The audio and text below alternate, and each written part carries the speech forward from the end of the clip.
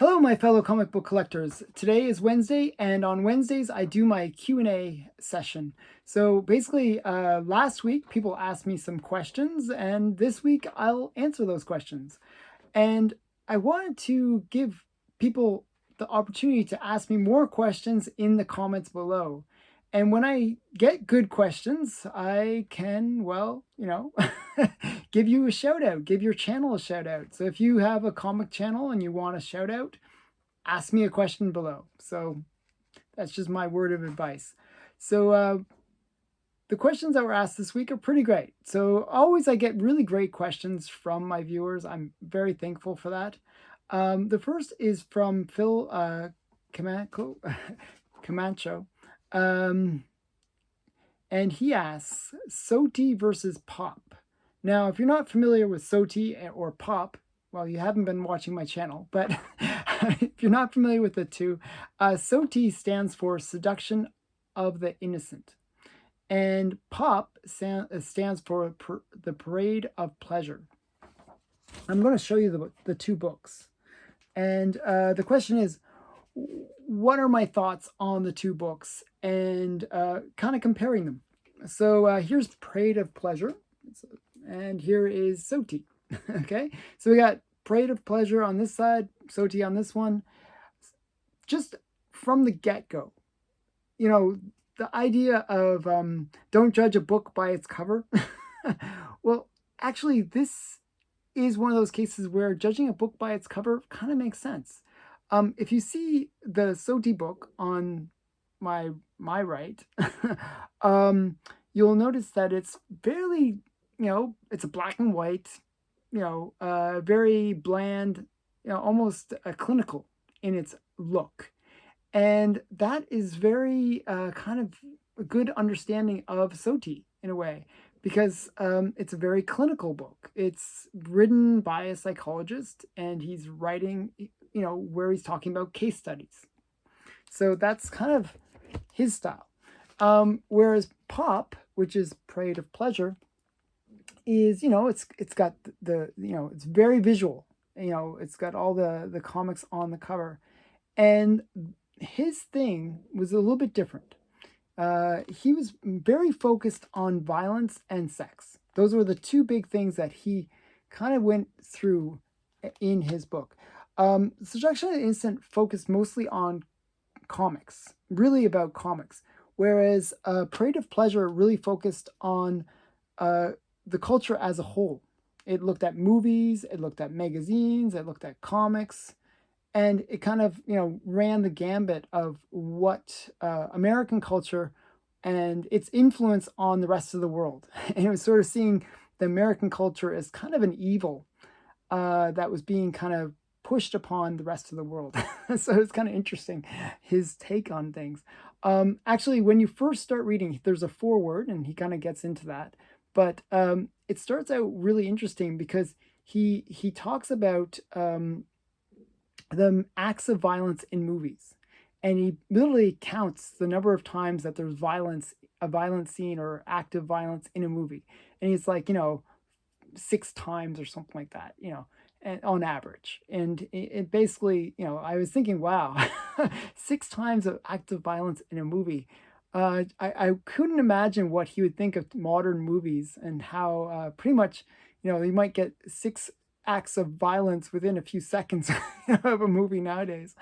But it's just a very different era, right? And it also has a good section on pinups and the sexualness of those magazines. So I thought this was a really interesting book in a lot of ways. And the great thing about it is it does have, this is the American edition, but it does have all the covers on the cover. I think that's kind of interesting. But I kind of wanted to show you to give you a better contrast of the Parade of Pleasure versus Soti. Here's some of the books that they really focused on. And we got Combat. So this is Combat. This is a Pop mentioned book.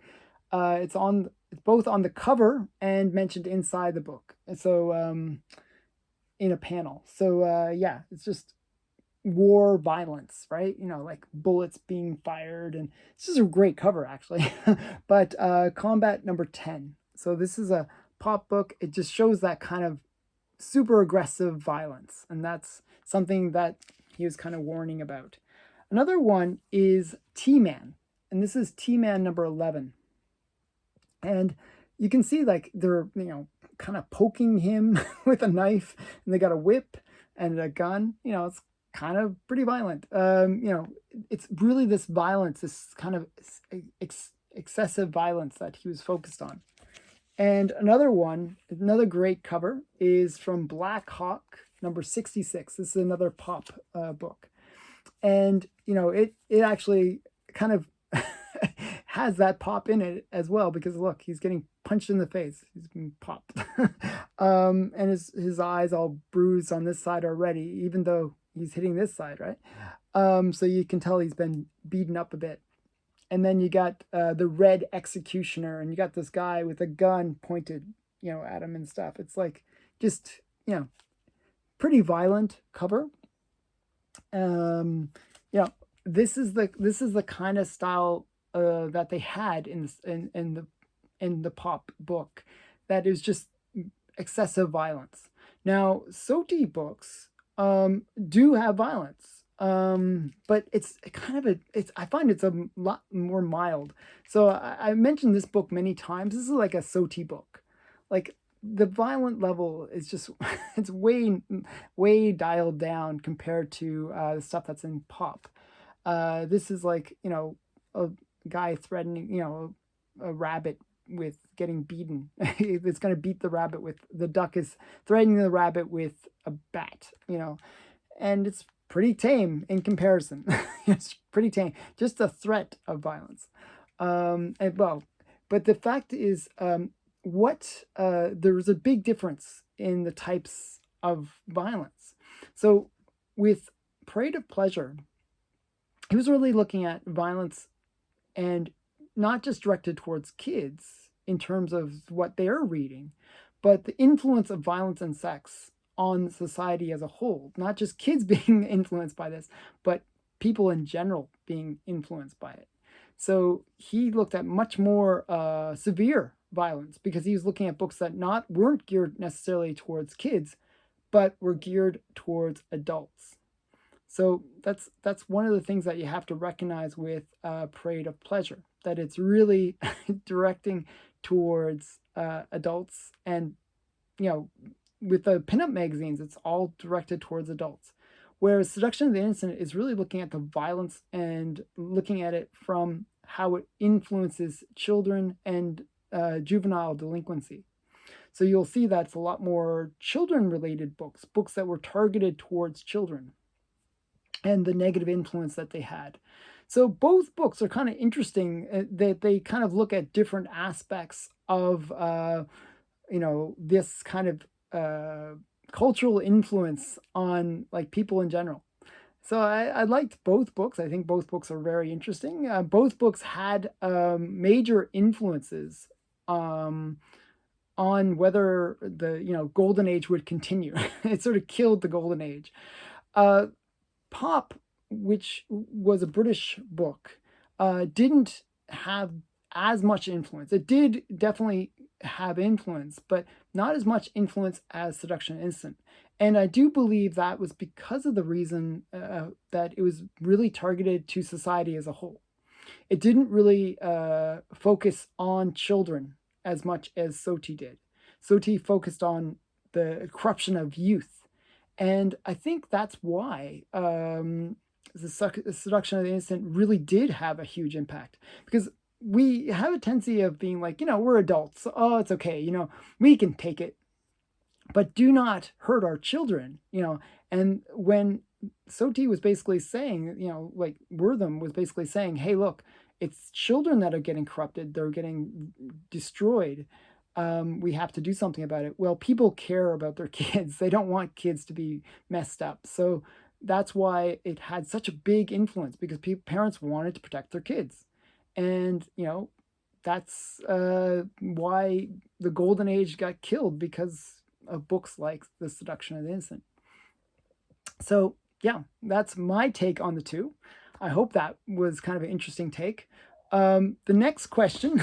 so, the next question was, oh, from Rocket Fighter 8.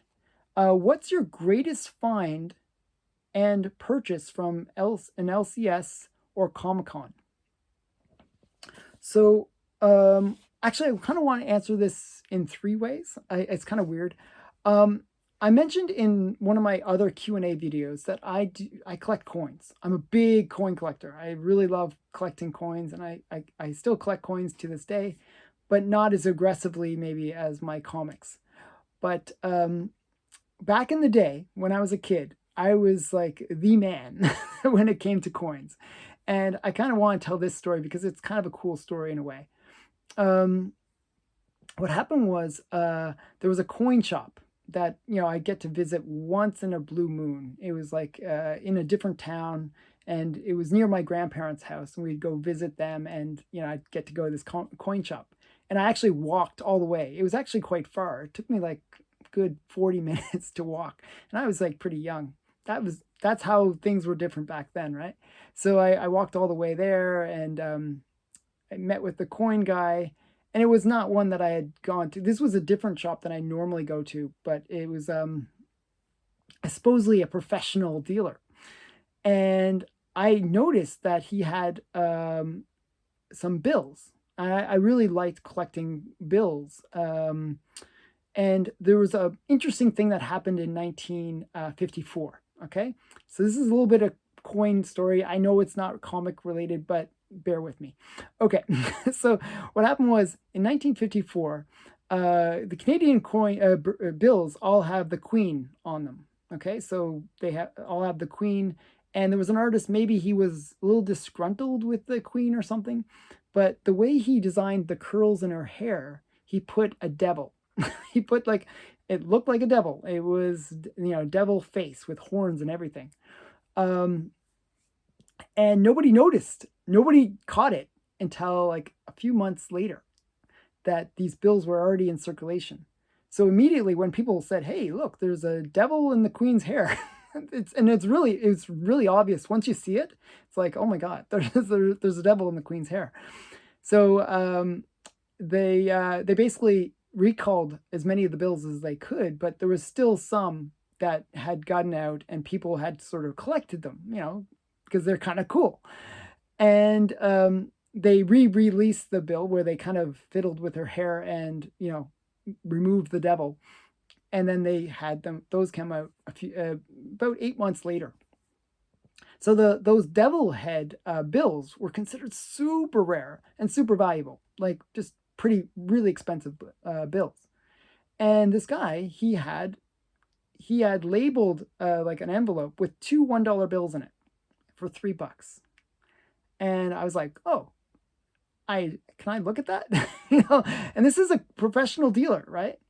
And I looked at the two bills, and they were both devil heads. He didn't know that these bills were these super rare, ultra valuable bills. And, they're $1 bills, each of them. So, I basically paid a dollar more for these two $1 bills. Now they're worth about anywhere from $50 to $100. They were both mint. They're like really good looking bills. And at that time they were worth about $50 to $100. I'm not sure what they're worth now, but they were very, very nice. Like AU, maybe uncirculated level, just beautiful bills. And I paid $3 for it. I was like, wow. I was just like, I was like, is he gonna clue in that these are like these rare devil head ones, or is he just gonna be like, let me go away with these? I felt like I was almost stealing, because it was just such a great deal. And for a coin shop to make this kind of silly mistake, they deserve to get ripped off in a way, in my opinion. At the time, I was kind of a little bit more evil. I don't know. So yeah, I just was so excited when I got them, and I walked out really eagerly. And I was like the whole way home, I was like worried. I was like looking over my shoulder. Is this guy gonna like come out of the coin shop and be like freaking out that he basically gave away these super valuable bills to some silly little kid? and I was worried he was going to chase after me. So, so I basically, yeah, I just walked home very eagerly, all excited about my big find. So that was probably that was my most exciting kind of treasure that I ever found at not a comic shop, but a coin shop. So that, I don't think I have any that are that exciting, except for something else that happened. Back in the early 2000s or late 90s, yeah, late 90s actually, um, there was a comic artist, very famous comic artist from the Warren collection that I collect. He makes a lot of really great art. His name is William Dubé, and at the time, his son was just getting ready to go to university, so he needed to raise money, and he basically started selling all of the pieces from his personal collection. And one of the pieces he listed incorrectly. I just he just listed it like he said it was like a cover, but he I don't know how, but he just typed in the wrong thing, or like when he was data entering the what it was, he data entered it in wrong. And I actually made a spelling mistake when I was typing in. If you're typing really quick, you kind of make a spelling mistake. Well, I did that too, and I found it by my mistake and his mistake, and it was this. It's an original piece of art. It is actually the first time that this character, the Rook, was ever done. So this was a cover for Eerie where he was being introduced. This was the first time he was being introduced, and this was William Dubé's mock-up cover for that. And basically, this is like not only the first appearance, but the first time this character was ever drawn. And this is like that mock-up sketch. The real cover is actually not that much different than this, but this was the mock-up painted sketch of the Rook, the first appearance of it. Now later, they knew that I had this cover, I should say. This I paid $40, by the way. $40 for this really awesome artwork. And now I believe it's worth in the tens of thousands of dollars. It's a very sought after piece by collectors like myself. So yeah, so that was kind of my biggest find, I guess. It was on eBay, but this is going back, as I said, 20 plus years. So pretty great find. And that's one of the things that maybe you can do today is sometimes mistyping or looking for things and you find some really rare items. Now, in terms of comic cons, I actually did find something that was cool. I don't have like I actually have to dig it out, dig it out from like all my boxes, but there was somebody that sold me original Vampirella art that was used in the Harris Publishing. And I guess the guy was just, I was just chatting him up and he just thought, hey, do me a solid. He was trying to be really nice. And he had this like original pencil work, ink actually. And he sold it to me for $100. And it was like huge. It was like a big, how they have the two panels. It was just like huge and a very beautiful Vampirella, great rendering of Vampirella. That was used in Harris books, and for $100, I thought that was just a great, great deal. So those are some of my finds. There was another eBay one that I had just recently that I still haven't unboxed because I haven't received it yet. Where there was this one book that's super rare, normally sells for anywhere from 500 to 1,000 plus range. If it's got the dust jacket, it's 1,000 plus range. If it doesn't have the dust jacket, it's usually a few $100 to $500 range. So that kind of range. So somebody again listed this book incorrectly, where they almost made it look like they were just selling the dust jacket, and so I actually wrote to them and said, "Are you just selling the dust jacket, or are you selling the book, the actual book with the dust jacket?" And they said, "Yeah, we're selling both. It's together." And it even had best offer, so it was $25 for this book, and you could even put a best offer. So I put a best offer. Why not? Like, see if I can get a few more dollars off it, even though it's like $1,000 item. And I said, okay, how about $20? And they agreed. They said, sure. So I was like, oh wow, I just got a really rare book with the dust jacket for $20. I was pretty excited about that. So those are some of my great finds. My local comic book shops, you know, the biggest find that maybe I got from my local comic book shop is Bone 1, 2, and 3. I paid $300 for all three. And they were mint until the idiot employee put a price tag on all three of them.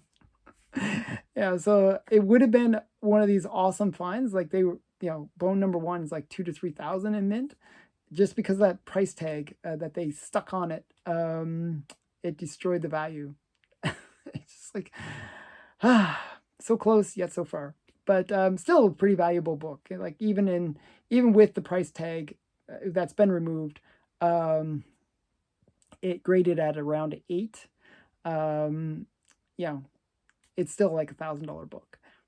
So I didn't do that bad, but man, I was just so sad about that. And actually, number 3 was signed by Jeff Smith, so that was another big find from my local comic book shop.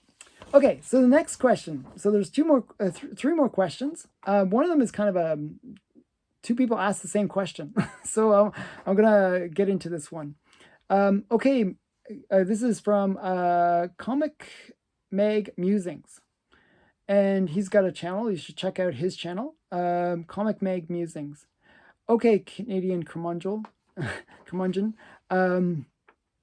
In honor of Halloween, what are your top 5 favorite horror covers? And QE also asked the same thing. So he asked best 3 horror covers. Well, I figure, hey, if there's 2 people asking me that question, instead of doing 5, I'll do 10. Okay? So I brought 10 comics that are in my collection that I think are some of my best horror covers. I could have actually pulled out a whole bunch of magazines that actually, I think there's some of my magazines that have better covers, but these are ones that are comics. So I kind of want to keep it comics, even though I did a coin story earlier. But oh well, it can't be perfect. So the first one is this one, Spook.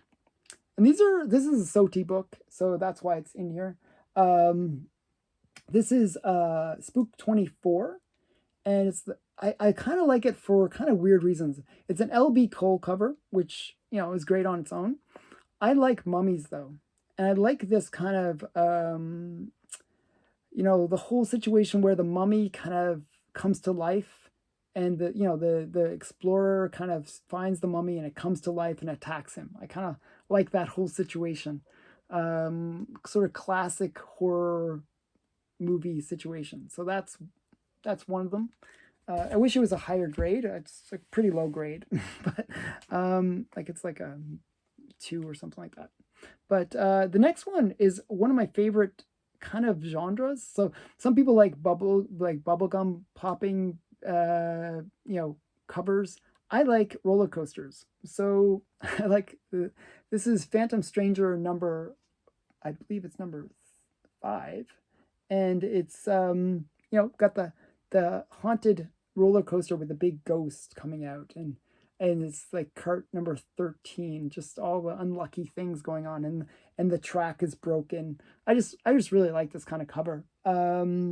Just a great horror cover. So that's one of mine favorite. And then we got Tales from the Crypt. This one I've shown many times. I really love this cover. This was actually a cover swiped by The Simpsons, and I just really love it. It's a Jack Davis cover, just a really great cover with a woman in a very precarious situation. you know, she's getting the axe basically thrown right at her head. So this is Tales of the Crypt number 41. Um, for me, getting any EC Golden Age horror is like just such a treat. I love EC books. So that's definitely one of my favorite covers. Another Soti book that I really like is this one, Beware. I've shown this before. It's just like with the zombie coming out of the ground, a skeletal zombie, and just the woman screaming in terror. I just think it's great. I like the word bubbles too. It's Tim. He won't stay buried. It's like so cool. So yeah, I kind of like these ones. It's got like the bats and everything. It's just got so many like nice little horror elements. And beware, chilling tales of horror. It's got the little skull and the beware and stuff. Just a really great cover. So this is Beware, like Beware number 6, and it's one that was mentioned in Seduction of the Innocent as well. So a lot of these are Seduction of the Innocent. So you gotta, because I love Seduction of the Innocent. So um, this is another. This is crime suspense stories, and if you're not familiar with that run from EC, just a lot of great covers, just so many great covers. And this one is, it's him like strangling his wife, like under the water, just really great. It's an Al Falstein cover, another artist that I really enjoy his work. And this is Crime Suspense Stories number 19. And you can't have 19 without having 20 because that's the most famous crime suspense stories that's mentioned in the Seduction of the Innocent. And this is another This is a Johnny Craig cover, and just a really classic cover with the broken neck, the hangman. It's just like, any of these hangman covers are considered very sought after by horror collectors. So that's why it's in there. And you can't have number 20 without having one of the more famous ones, number 22. So this is Crime Suspense Stories number 22, and this is the famous decapitation cover. So they actually originally had the axe with red blood, but then they changed it to black so that it wouldn't be as gruesome, but it's still a pretty gruesome cover. I just think it's a really great one. And I've done videos on this book where I've explained how important this was for comic history. I consider it one of the most important books in comic history, actually. I wish, again, mine is a low grade. I wish I had a higher grade, but I'm quite happy just to have it in my collection. So that's... And another great one from EC, I'm keeping it very EC-ish, is Shock Suspense Stories, number 6. And I kind of like this one. This is interesting because it's a bondage cover. It's got the men in the hoods. It looks like they're going to light her on fire or do something nasty to her. It's just a really great horror cover. And, you got the full moon in the background. It's just creepy kind of situation. What's going to happen to this poor woman? So just a really great one. Shock Suspense Stories number 6.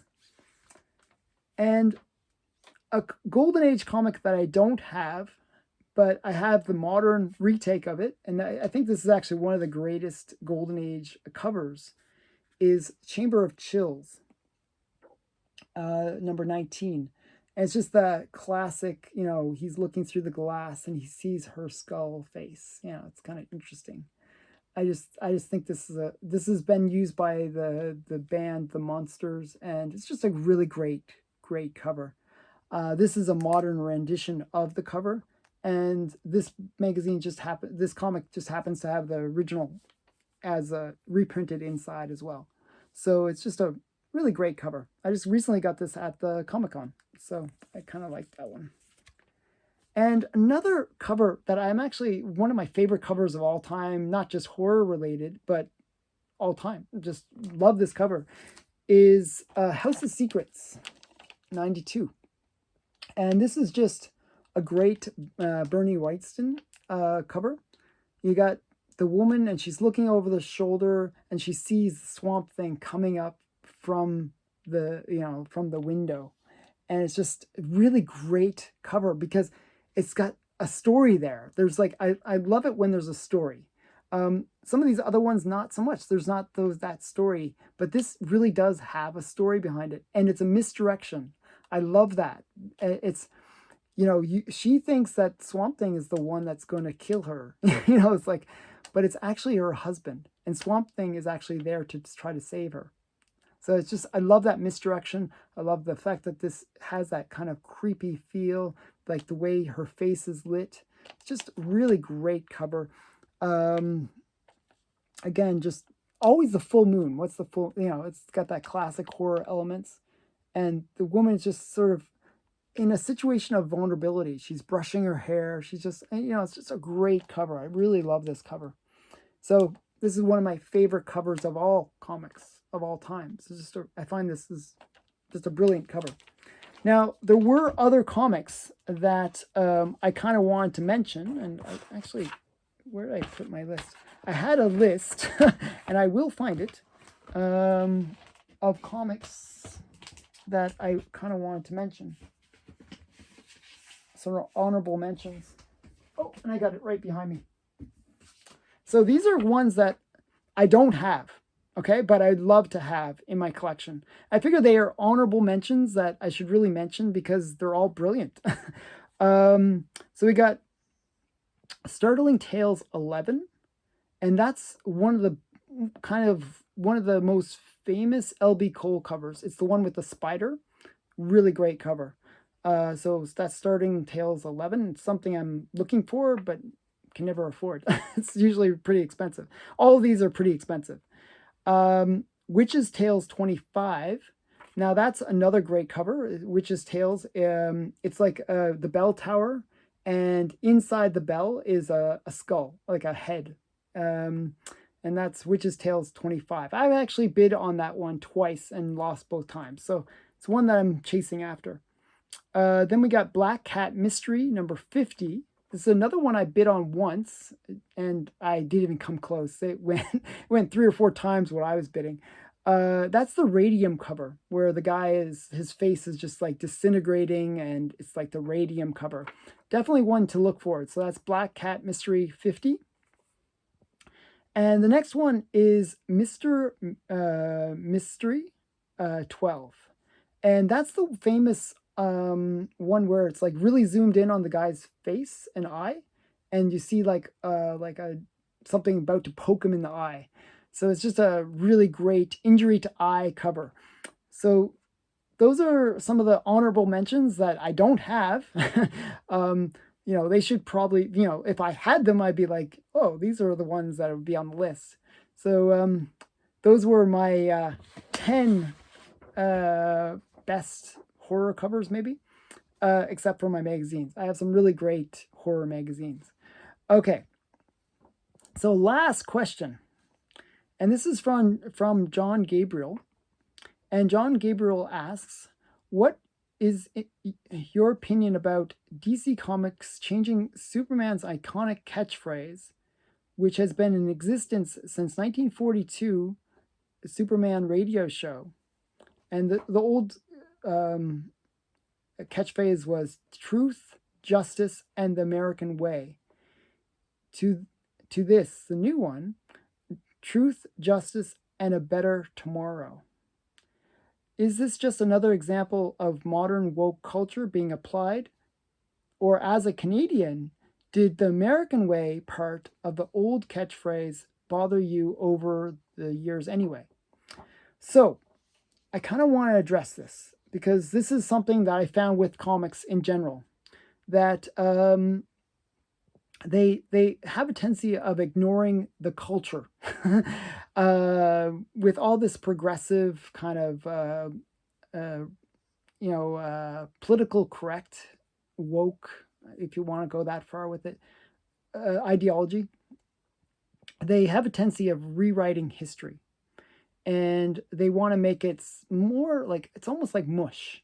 Like where they basically try to like make everything equal, everything's the same, nothing, like sort of blanded out because they can't offend anybody. And that expression, the American way, truth, justice, the American way, even as a Canadian, I love that expression. I think it's just the most brilliant expression ever because it really does encapsulate what makes America great. There is an American way of doing things. And as Canadians, we love to make fun of Americans. It's something that we do. it's it's one of our fun things. We like to make fun of Americans, because Americans are bold and they're brave and all this kind of stuff, and that's kind of they're big. They have big egos. Canadians are much more humble, I guess. And so we like to make fun of the American bravado and this whole like American way of doing things, where shoot first, ask questions later kind of attitude. It's like that kind of Americanism. But it's Americanism that also leads to American exceptionalism. It's the American way that leads to freedom, like this democracy, to strong capitalist ideas where anyone can start out with nothing and become a millionaire. That American dream kind of attitude. And that's the American way, that you can really start with nothing, but because of the opportunities and the freedom that America provides to people, you can basically become anything. Now, this new expression, which is, I'll read it one more time, truth, justice, and a better tomorrow, it's so weak. I just really don't like it. It doesn't mean anything. What a better tomorrow? Like, I just, like, it's one of those things where it's really pushing the idea of progressivism, where they think if we keep on changing things and maybe even rewrite history, ignore history, we can make the world a better place. And I don't think that's how it works. We actually should cherish some of our old values. And I think there's been a real mistake that we've made in modern culture where we've ignored some of that past culture, where we've sort of gone forward in such a way that really we ignore the successes of our past, where we ignore the things that our parents and grandparents and forefathers have done. And we've replaced it with this kind of, as I said, bland, mushy kind of like political correctness that just doesn't do anyone justice. It's there's a concept of social justice, right? Well, there's justice and then there's social justice. When you add that extra element of social, you're no longer providing justice anymore. You're really providing some kind of like social equity. And that's a term that I really hate, is equity, where you try to balance things out, not necessarily in a fair way, because people will succeed or fail on their own. But what you're doing is you're trying to level the playing field so that we're all the same, we're all bland, we're all, and that's opposite of the American dream. That's the opposite. Like, the American dream and the American attitude is that you can succeed if you try, if you push, and you make yourself better than everyone else. You can succeed, and that is great.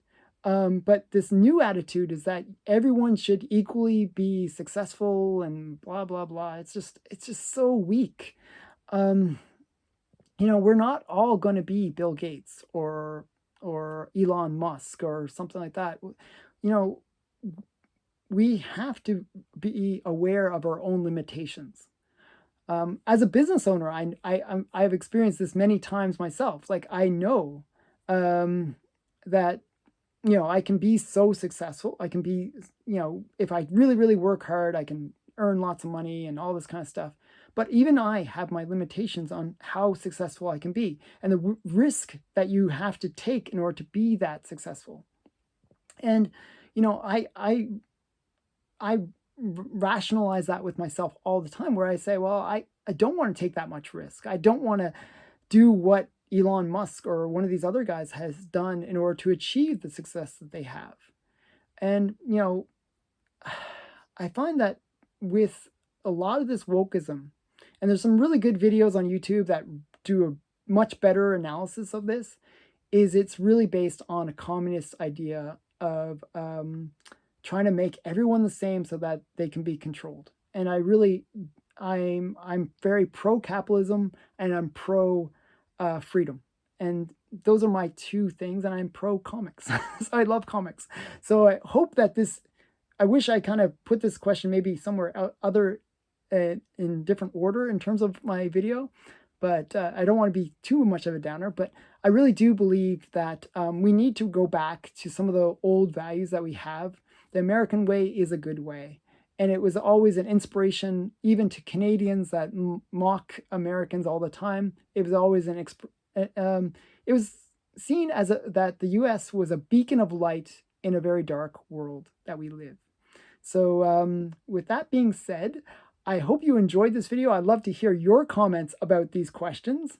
What are some of your favorite horror comics? What are your impressions of this whole modern culture thing and the changing of Superman's slogan, catchphrase? I'd love to hear your feedback. What do you think of what I said? You can criticize me. I'm open for that. So yeah, I'd love to hear people's feedback. And please don't unsubscribe to me just because you don't agree with me. I'm not always right, but I'm mostly right. I'm just joking. I'm just joking. But just hear me out. And if you don't agree with me, comment and explain. Tell me your side. And I'm always open to hear other people's sides. I did a video in the past, and I kind of wanted to quickly explain about this. I did a video in the past where I basically expressed an opinion about the Golden Age comics. And a lot of people gave me a lot of support on that, but there was a few people that took offense to it. And they unsubscribed to me. I was like, oh man, why are you unsubscribing to me? You enjoy my other videos. One video where you just don't agree with my opinion, and then all of a sudden I'm like a bad person. I just hate that attitude. And that's another part of this modern attitude that people, they're not willing to hear something that disagrees with their worldview. And they will judge you by one flaw that you make. And that one mistake, will destroy your whole life, career, or whatever it is. And I just think that's horrible. Like we're all people. We're all human. One of the things that they always say about humans is we're destined to make mistakes. That is a human trait. Like we're a flawed creature. And I think we should be open to discussing things so that we can be aware of our flaws, and maybe we can be a little bit better because we are aware of those flaws. And if we disagree on something, that's okay. It's okay to disagree. It's okay to have different opinions. So yeah, I just wanted to get that out there because I was really upset when I lost some of my subscribers on that one video where I was just really expressing something where I think people really misunderstood the Golden Age. And I thought that was kind of a sad thing. So again, thanks for watching. Please leave a comment below. And if you have a question, I will answer it next week. So thanks again. Bye for now.